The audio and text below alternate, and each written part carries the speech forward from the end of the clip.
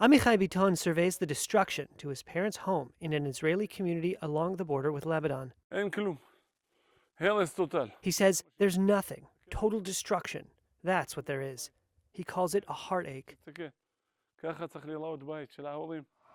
Approximately 60,000 residents of northern Israel had fled their homes over the past 14 months amid cross-border fire between the Lebanese militant group Hezbollah and the Israeli military.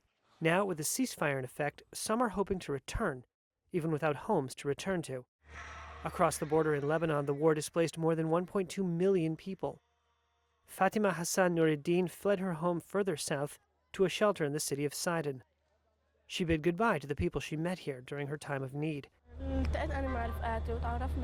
She told Reuters she was happy to return to her home in Adlun, but was sorry to leave the friends she had made. They became like sisters, she said. The cross-border war erupted on October 8, 2023, when Hezbollah fighters in Lebanon began firing rockets and artillery into Israel, a day after Hamas's deadly attack from Gaza.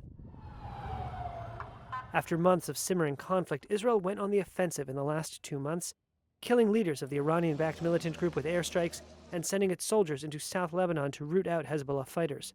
The U.S.-backed ceasefire, in effect, paused the fighting. The agreement mandates Hezbollah forces will stay clear of the border with Israel. The Lebanese army on Wednesday began deploying to the country's south in a bid to restore order. Mahmoud al-Aouni returned to his home in Tyre and stood amid the rubble. He told Reuters he has no plans to move, vowing to stay in his house.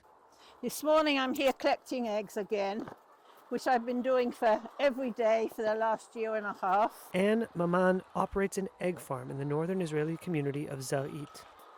But today I'm doing it without the explosions of firing coming from the border just about 100 yards away.